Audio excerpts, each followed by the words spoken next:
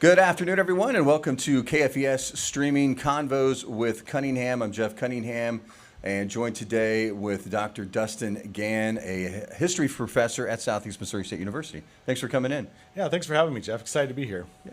I asked Dr. Gann to come in to talk about World War II, and there's, as I was just telling him before we started, I didn't have a real reason. You know, there's not an anniversary or anything that I know of that's coming up in March as far as historically significant about World War II. I just find the whole thing fascinating. And full disclosure, I love to watch World War II movies, series and things, and I've just been on a kick lately. I'm reading one of the biographies about Winston Churchill currently, and so I just find the whole time period fascinating. What do you think about that? As I said to you a minute ago, I was thinking 36 to 46. Sure. How does that sound to you? Does that sound about when things get kind of... Well, I would say that sounds great, but it's actually a pretty momentous time and a pretty fraught time in our nation's history. So that seems like the wrong adjective. Yeah, and as a historian, I always want to say something significant happened every day, but I don't know what that anniversary is. But when you brought up the Churchill biography and thinking about things that you watch and like to consume, the History Channel is coming out with a new multi-part documentary with Tom Hanks about World War II. I think it's in an effort to coincide with the 250th anniversary, but I know there's something that they're working up towards. So it was very prescient in terms of you were thinking about the conversation this afternoon. Well, Tom Hanks, obviously, he's someone who's also a student of that era, Saving Private Ryan. I know he was involved in Band of Brothers, which is just excellent. If you haven't seen Band of Brothers, that's a series. It's on HBO about the 101st Airborne, which I love. I actually just talked Grant. Grant just started watching it. Okay. And he loves this kind of stuff. Yeah. And I was like, you haven't seen it yet? You know? Yeah. But, yeah, Tom Hanks also in that movie Greyhound, which is about destroyers going across. Bridges. Is he in Bridge of Spies as well? Yes, Bridges. He's in a bunch, you know? Right. But let me just tell you kind of where this whole thing in my mind happened. I was watching, as I said, watching these movies. I was watching one called Operation Mincemeat. Have you heard of this one? Yeah. Okay. For those who don't know, that was the British intelligence set up a elaborate ruse to fool the Germans into where they were going to invade, and they took a dead body based on a true story. Sure. And they gave him papers, and he washed ashore, quote unquote.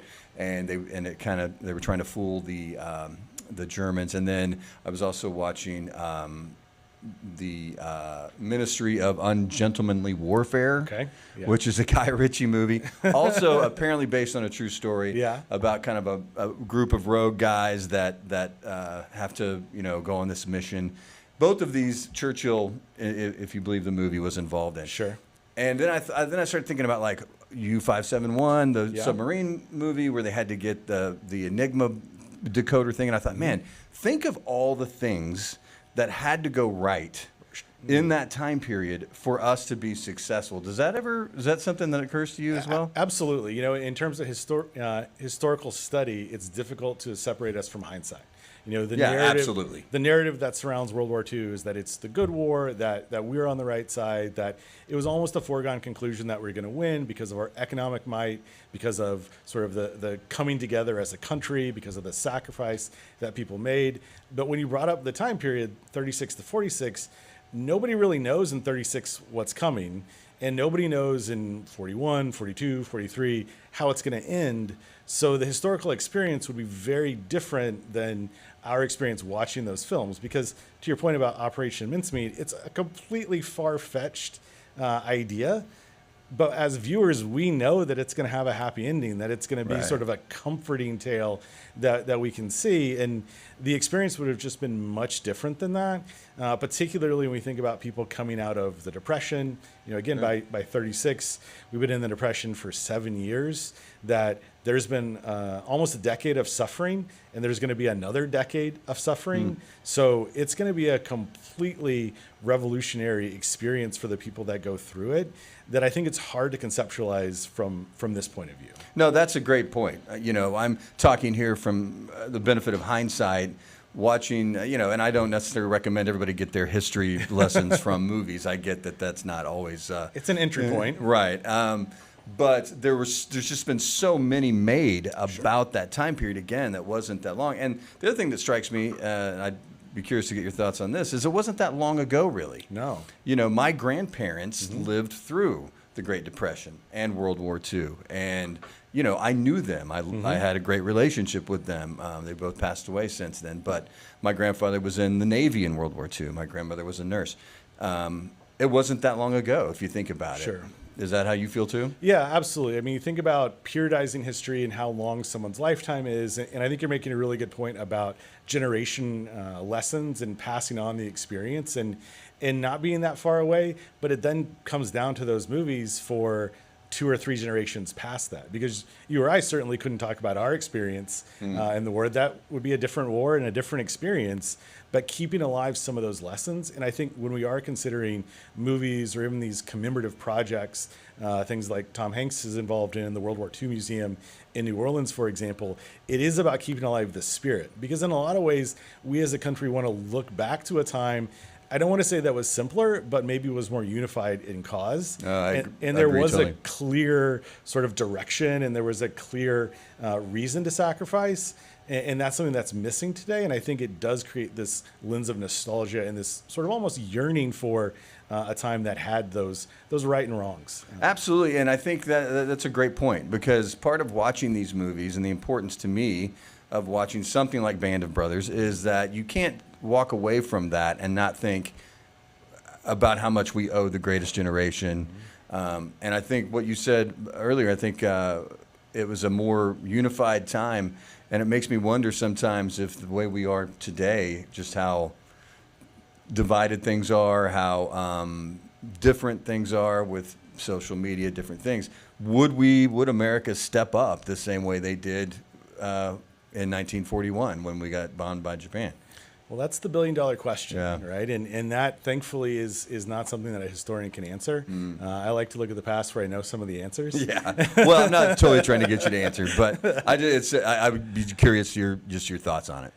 I think that it's tough because in 1941, to use Pearl Harbor as the example, the draft had actually started in 1940. So there was a sense that something was coming as early as 1940. Even before that, obviously, the war having started in Europe sooner. But the question was a pertinent one for many Americans. Do we want to fight? Are we going to be involved in this war? The country had lost over 100,000 men in World War I for debatable gain or debatable purpose. And here we are a couple decades later facing another conflict in Europe again. And there were many, many people who said this isn't our fight. The America First Committee had hundreds of thousands of adherents and members who were saying we shouldn't be involved. Now, those members ranged the full scope of, yes, there was anti-Semitism in the movement, but there were also anti-profiteer, war profiteer members. There were also, we just don't want to sacrifice for Europe in the movement. So it's hard to paint with a broad brush, but Pearl Harbor changes everything, right? The threat is then real. The threat is existential, and that changes so much. And I don't think in our current historical moment that we faced anything anywhere near that. I mean, the most comparable would be 9/11, certainly, but with the target being the World Trade Center rather than something that was military, and the adversary being one that was asymmetrical in nature, was not going to invade or even threaten to invade, the sacrifice wasn't warranted in the same way. And I think that's where it's a hard question to answer. Yeah, of course, again, all these with the benefit of hindsight. Do you think in that time period, had we not been bombed by the Japanese at Pearl Harbor, do we enter the war? I don't think we do in the same footing. I mean, certainly Roosevelt had moved us in that direction. As I said, the draft had started in 1940. We're talking about moving from cash carry to lend-lease. So we're picking a side by that point. We're going to see the Atlantic Charter signed in the summer of 1941. We're going to see Roosevelt come out with the Fort Freedom speech in 1941 as well. So Roosevelt is incrementally moving the country in that direction, and I think it's really sort of getting the country acclimated to thinking about what we're going to do. But I think without Pearl Harbor, there was a number of people in the country that would have been satisfied seems the wrong answer, but certainly willing to embrace going back to work on behalf of the war effort without committing hundreds of thousands, millions of troops. Because by 1939, we're going to have in the military about 330,000 military personnel. By 1945, we're going to have over 12 million military personnel. Wow. So it's a complete societal mobilization that's going to occur. And without something like Pearl Harbor, it's hard to get a country to sign up for that, even if they want to go work in the aircraft manufacturing industry. They want to go work in munitions plants because they're in the Depression and they want a job. So there's a real balance there, I think, that Roosevelt was trying to strike, and that Pearl Harbor pushes us over. Yeah, and what was it? They famously woke the sleeping giant, wasn't it? That was one of the things that one of the Japanese admirals, I think, said. You know, again, talking with the benefit of hindsight, I think you bring up a great point as far as World War I goes, and just how consequential that was at the time. How many people had died in Europe, in the United States, or from the United States, and that was something that affected the lawmakers at the time. Neville Chamberlain, who was, as you know, was the prime minister before Churchill, who dragged his feet, I guess, if I'm, I'll be curious to know your thoughts on this. But I think historically he's considered as someone who kind of capitulated to Hitler, gave him a lot of stuff that, a lot of people didn't think he should. But if I'm not mistaken, he was affected by the loss of World War I, didn't want to have that happen again, which is understandable, and not knowing that World War II is going to be probably worse. So, yeah, and I think the idea that you never know what's coming until it's already here or it's already over is a good one, because it's unfair to ascribe nefarious motivations to Chamberlain. Chamberlain is rightly tarred and feathered as the person who appeased Hitler. And there's the very famous photograph where he's holding over his head the agreement that he signs with Hitler that gives Hitler land in Europe.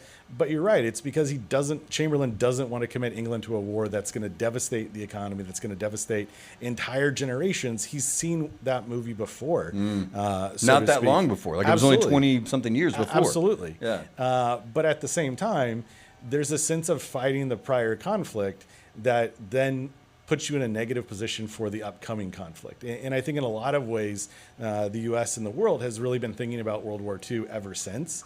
We could argue that the base distribution the United States has had since 1945 in a global scope is so we never have to face that sort of existential threat again on that same scale. We permanently maintain a military after World War II that we hadn't done after World War I. We'll join the United Nations after World War II when the country rejects the League of Nations after World War I. So there are lessons that are learned after the second time that weren't fully realized or embraced after the first time. I'm sure you've seen a lot of the Ken Burns documentary of World War II, which is fascinating. It's super in-depth and long, but great. And one of the things that always stood with me, or stays with me from that, was a story that this soldier tells who's from Pennsylvania. And he talks about how they have taken some German prisoners of war. And one particular German speaks perfect English, and I'm paraphrasing this, but and the German says to the soldier, "Where are you from?" And he's like, "Well, I'm from Pennsylvania." He's like, "Yeah, where?" And he said, "I'm from this little place." He's telling the camera, "I'm from this little place that unless you've been there, you don't know where it is." And he goes, "Well, I'm from such and such." And the German says, "Oh yeah, right by the the river and this," and the guy is taken aback.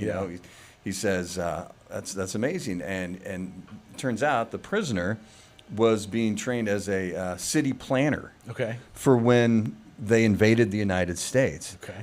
That always stayed with me, that the plan all along apparently for Hitler was not just to take over Europe, but eventually come to America too. So, I've never spent much time thinking about that in terms of the extent of the plan.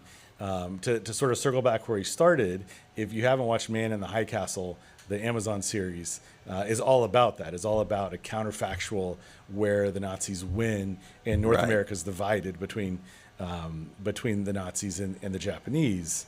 Where I thought you were going with that story was going to be in terms of the German influence that the country had prior to World War I and even still through World War II, in terms of the familiarity that a lot of the populace in the United States had with German culture, because so many were second or third generation German immigrants, in terms of then having a prisoner of war in the Midwest, places like Kansas and Missouri and other places that were actually held in or near communities that would have been very familiar to them linguistically and culturally, because even though they were German soldiers who were taken captive in Europe, they were then held in or near communities that were essentially lived in by second or third generation American German immigrants. So that's something that I think in terms of, we think that there's a huge difference in cultures that are fighting in the sides, and they're really not in that many ways that different. That's interesting, because there are movies that hit on that too, some, and just history lessons as well. In the book I'm reading about Churchill, there's one of his comrades in arms, if you will, is a guy that's got a German background, so he isn't trusted as much. Sure. There's been movies, or there's been portrayals, again, I don't want to go back to movies every time, but I think it's accurate, you just mentioned it, how that affected people when we were fighting Germany, and there was a German culture here that people were afraid, and then of course you've got the Japanese internment camps that were a result of that too. How did that affect a lot of the communities, the German communities as well, as far as that goes? Just the fear? Absolutely. I mean, certainly some stigma and some ostracization is going to occur. Nothing near what the Japanese face in terms of post internment. I don't think as much prejudice actually in World War II as there had been in World War I in terms of German, because there's been more assimilation, there's been more change in terms of their identities by that point in the U.S. But certainly whenever there's an adversary, the community that is from that nation, from that region, from that culture is going to face some of those whispers and some of that prejudice. Absolutely. So you mentioned earlier how we are still thinking about World War II. I mean, it was such a crazy time, and so dramatic and scary and terrible in many ways. And then I always think about the things that we've still, that were affected from that time, as far maybe like even clothing and khaki pants and a T-shirt and stuff like that. That kind of was when the GIs were coming back. But going back to how it wasn't that long ago, but you think about all the things that came out of World War II, and I'm talking about things like the Holocaust, the atomic bomb, D-Day, I guess, if you want to. What would you tell your students is the most consequential thing that came out of that time period? Well, that's a tough question. Well, it's a great question, because it is one often that I pose to the students in a way to think about if we ask members of that generation. You brought up at the beginning 36 to 46, but saying if we ask somebody in 1950 what the greatest accomplishment of the country was, they're going to point to World War II. They're going to point to the Manhattan Project. They're going to point to much of the technological innovation that comes out of the war. In terms of World War I had limited, very, very limited air power. By the end of World War II, air power is fairly well established as a facet of warfare. We think about interstate highway system is arguably going to be influenced in a huge way by World War II. Canned goods, some of the consumption in terms of the suburbs, GIs coming back wanting homes. There are a lot of things that come out of the war that we don't necessarily associate with the war, but society's trying to put itself back together, and not put itself back together just from the war, but the Depression on top of that. So when I ask my students, if we ask someone in 1950, what's the greatest thing, they have easy answers. And what I think is striking is if we ask the country now, I think some of those same answers that person in 1950 gives would be what we think back to. in terms of where we agree on something that was consequential. There's a reason we're looking back to that time and not trying to come up with something in the 70s that was the greatest thing the country's done, or the 60s, when there was this more divisive, I think, mindset. I was thinking, too, when you're talking about things that come out of World War II, the space program, rocketry, and the science that's going to come out of that is something that has a little bit more longevity in terms of it doesn't fully pay off until the moon landing. Yeah, that's interesting, because the Germans were, if I'm not mistaken, Absolutely. were trying to get their rocket program, and then you had the introduction of the jet airplane toward the end too, if I'm not mistaken. Yeah. So again, not to put you on the spot too much, but which one sticks out to you the most? With the benefit of hindsight, it's the Holocaust, millions of people killed. That's being felt still generationally now. Sure. But the advent of the atomic bomb, I mean, that changed everything. What do you think? I mean, well, being a native Kansan and always sort of reverting to Eisenhower as the president from Kansas, the 29th president from the 29th state, I would have to say that I think one of the most consequential impacts of World War II is the military-industrial complex. In terms of the country will never demobilize after World War II. We will see a complete sort of embrace economically, industrially, of military production, and a continuation of armament production and base deployment that is going to be a lot of the geopolitical circumstance that we're in still today, but it will reorient our country in a way that defense industry is locating in Southern California, for example, and that will lead to a hotbed of Republican conservative politics in Southern California. If we think about something that you're never going to convince people of today, that being a hotbed of Republican politics, it's true because of the defense industry, which was World War II. That's going to, if we play that forward, that's going to give us the California governor of Ronald Reagan, who becomes the president, obsessed with Star Wars and Cold War, military-industrial complex. So if I had to pick one, that's what I would pick. Yeah, and Eisenhower was president, in the 50s, right? And so, that's a good point. That's an excellent point. Again, some of the things we see that we are still dealing with today, and the mindset of having a strong military at all times. It probably started back then.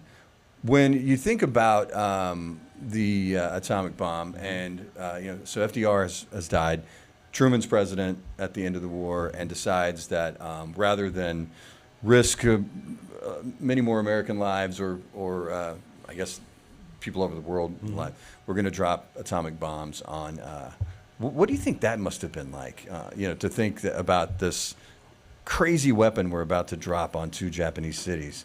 Is that something that the kids fathom today in school? No, it's not. And I think it's hard to conceptualize then what that would have been like. At that point, having gone through the war for a number of years and seeing the casualties mount and knowing the amount of sacrifice both on the front lines and the home front, I think the decision must have been in some ways easier than if we think about it today in a vacuum. Because in a vacuum, you can weigh different realities and different possibilities versus in the moment, it's almost reactionary. Now, Truman didn't know about it until he becomes president, and that speaks to the level of secrecy that there was, fearing German espionage and fearing loss of the weapon. But the decision to do that, I think, was certainly motivated by a desire to end the war and end the sacrifice required. Yeah, which apparently worked. Sure. Yeah. So we're kind of running low on time here, but if people are listening or watching and they want to, brush up on stuff through the historical lens of Hollywood, what do you think are the best movies that best portray what it was like at that time? Again, I'm putting you on the spot, but well, I think the opening minutes of Saving Private Ryan, right, amazing, are the first sequence that comes to mind. Yeah, I think the bookends of Private Ryan's sort of experience, in the final scene where he's at the grave, he's turning old, realizing sort of the sacrifice that went into that. I think it's a great place to start. Certainly as the historian, would go back longer and say something like The Longest Day in terms of the original D-Day treatment. That was, I think, a good indicator because it had a lot of veterans in the cast who had served in the war who were then. That was in the 50s, right? That movie? Was that the John Wayne movie? Yeah. That's a good one. Yeah. I think Band of Brothers is a great place to start. So good. Ken Burns, his World War II series, because of the way it juxtaposes different locations domestically in their service is a good one. But the World War II Museum in New Orleans has some good resources online if they were thinking about further reading or further things to watch. Did you get a chance to go see the World War II boat that was here a few months ago? Unfortunately, I didn't. Yeah. No. It was another one of those things that was fascinating just because it gives you, I thought, it gives you a good sense of what it was like to be on a vessel like that. Sure. You know, and it's not that big. And Yeah. I remember seeing the movie Enola Gay. Yeah. Which, talks about, Memphis Belle and Enola Gay both. Enola Gay, the plane that delivered the atomic bomb, Sure. and Memphis Belle was a plane that they had taken several trips, and they had one last one to go. Yeah. It's a good movie. Yeah. But what struck me about that is at the end of the movie, I remember it was a crowded theater, and we got up to leave, and it was quiet because at the end they talk about how many Air Corps men Sure. and women we lost. Yeah. And there was one guy just sitting in the theater just to himself, and I didn't say anything to him, but I thought, again, it must have brought back memories to that guy, because that was also World War II, the first time that we started, as you said, using airplanes, and at the pre-Air Force, there was the Army Air Corps at the time. So, well, anyway, I'm going on and on here. I appreciate you coming in. Absolutely. Like I said, it's a fascinating subject. And what do you think as far as, the current situation that we're in, which is, I don't know, we've bombed Iran. We're in another tricky situation that, again, still has correlations to World War II, because a lot of the way the Middle East is now, if I'm not mistaken, stems from what happened after World War II. Yeah, so that would have been another option for most consequential impact of World War II, would have been the movements for decolonization and the loss really of colonial control by Europe following the conflict in World War II. So when there's a push to kick out the colonizers in terms of England or France or other European powers that are involved in the Middle East and Africa, it's going to unleash a force of democratization, but also a force of local control that goes beyond what could be controlled by the West. Yeah. And that's partly what we're dealing with here, because drawing borders on maps is easy in a conference room, and it's impractical and difficult on the ground. But that's the reason I actually answered the military-industrial complex, because that's what's kept us involved in those other regions for decades, because we have that power to project, and we have a need to feel the ability to project power. Whereas after World War I, and we make this comparison, after World War I, the U.S. is going to demilitarize. We're not going to join the League of Nations. We're going to go back to being isolationist and saying the oceans will protect us, that we don't need to be involved in European conflicts, that we got into this and it didn't really benefit. We don't want to do that again. But the lesson we learned after World War II is that it's engagement with the world. It's actually being involved and trying to be part of these organizations like the United Nations that can make the world a more peaceful place. And what we're seeing now is a legacy of that, maybe misguided, maybe overzealous involvement, but involvement nonetheless. Yeah, and if by doing that, you're ultimately, hopefully, you're making the United States safer too by being involved in some of that stuff. It's a tricky subject. Absolutely. I get. Dr. Dustin Gann, thanks for coming in. Absolutely. Appreciate it. It's a fascinating conversation, as I said, and we'll do it again. Absolutely. Call me anytime. Okay, I appreciate it. Thanks for tuning in, everyone. This is Jeff Cunningham signing off until next time.